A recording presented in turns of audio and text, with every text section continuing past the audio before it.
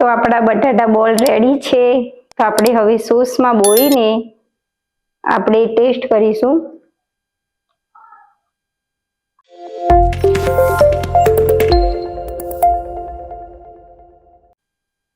જય શ્રી કૃષ્ણ. સ્વાદની દુનિયા ચેનલમાં આપનું સ્વાગત છે. તો આજે આપણે એક નવી જ રેસીપી જોઈશું જે આપણે ઉપવાસમાં પણ ખાઈ શકીએ છીએ. તો ચાલો આપણે જોઈ લઈએ આપણી રેસીપી. તો આપણી આ રેસીપી એવી છે કે બહુ જલ્દીથી બની જાય એવી છે. તો આપણે નાના નાના એવા 6 થી 7 જેવા બટાકા લીધા છે, જે મેં બાફી લીધેલા છે. 2 મરચાં લીધા છે લીલા, 1 લીંબુ અને 1 નાનો આદુનો ટુકડો લીધો છે અને અડધી વાટકી આપણે રાજગરાનો લોટ છે. તો હવે આપણે આપણા બટાકાને આપણે છાલ ઉતારી લઈશું.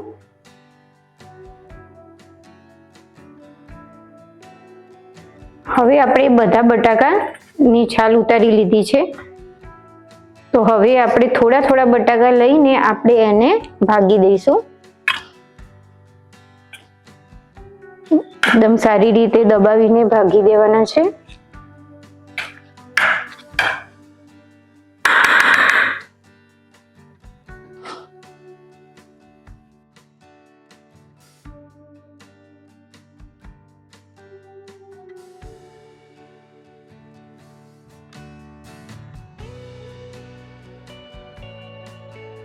હવે અંદર જે આપણે એડ કરવાનું છે બધું આપણે ધીરે ધીરે એડ કરી લઈશું.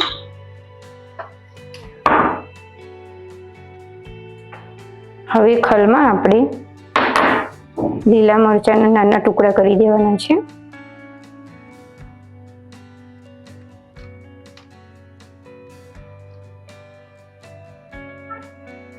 હવે આપણે આદુના નાના ટુકડાની આપણે થોડા હજી પણ ટુકડા કરી દઈશું.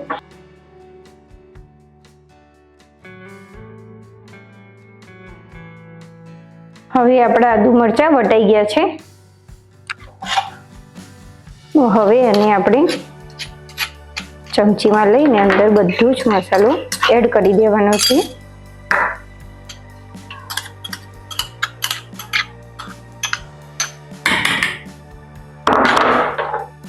હવે આપણે સ્વાદ મુજબ આપણે મીઠું એડ કરી દઈશું.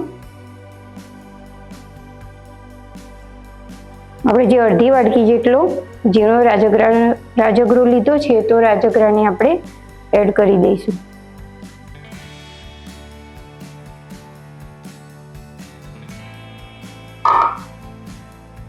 હવે આને આપણે સારી રીતે મિક્સ કરી લેવાનું છે.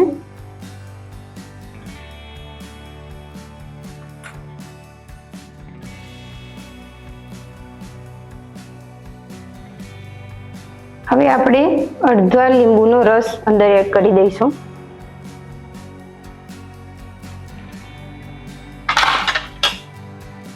હવે ફરીથી આપણે એને સારી રીતે મિક્સ કરી લઈશું. આને સારી રીતે આપણે મસળી લેવાનું છે, જેથી આપણે એના નાના નાના બોલ બનાવવાના છે. તો એ રીતનું મિશ્રણ આપણે તૈયાર કરીશું. હવે આપણે તેલ લેવાની જરૂર નથી, ઓલરેડી આપણા બોલ તૈયાર થઈ જાય છે. તો આપણે સારી રીતે એને નાના નાના ગોળ કરી દઈશું. હવે આપણે એક કઢાઈ લઈશું. કઢાઈમાં થોડું તેલ લઈશું. આપણે બોલને સારી રીતે તળી શકીએ, ડૂબે એટલું આપણે તેલ લેવાનું છે.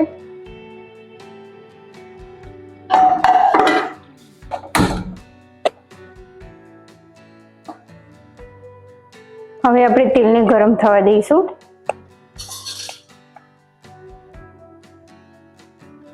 તો હવે આપણા બધા બોલ રેડી થઈ ગયા છે. હવે આપણે આને તળી દઈશું. હવે ગેસને આપણે બિલકુલ ધીરો રાખવાનો છે. હવે ધીરે ધીરે આપણે બોલ અંદર નાખી દઈશું.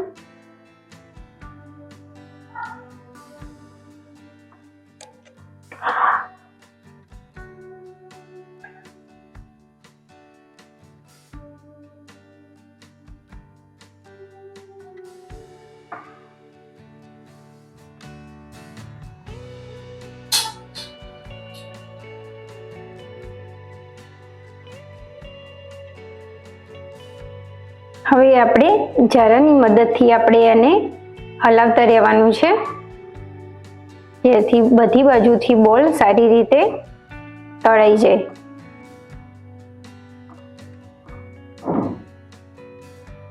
હવે બોલમાં આપણે થોડો બ્રાઉન કલર આવે ત્યાં સુધી બોલને આપણે ધીમા તાપે જ આને તળવાના છે, ફૂલ નથી કરવાનો ગેસ.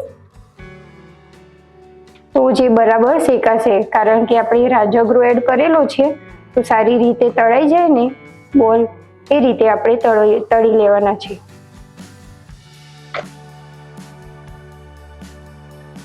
હવે આપણે આને એક પ્લેટમાં ઉતારી લઈશું. તો આપણા સરસ કલર આવી ગયો છે, સારી રીતે તળાઈ ગયા છે. હવે એક ટિશ્યુ પેપર આપણે એને મૂકવાના છે, જેથી તેલ બિલકુલ કોરા થઈ જાય અને તેલ પણ નીકળી જાય. તો આપણા બટાટા બોલ તૈયાર છે. હવે આપણે આપણા બટાટા બોલ રેડી છે. તો આપણી પ્લેટમાં આપણે બટાટા બોલ પર આપણે સ્ટીક લગાવી દઈશું. તો આ રેસીપી એટલી સરળ છે કે 5 વસ્તુથી ફટાફટ બની જાય છે અને આપણો ટાઈમ પણ બચી જાય છે, અને તમે ઉપવાસમાં પણ દહીં સાથે ખાઈ શકો છો. તો જો તમને મારો વિડીયો ગમ્યો હોય તો વિડીયોને લાઈક કરજો અને ચેનલને સબસ્ક્રાઈબ કરજો. જય શ્રી કૃષ્ણ.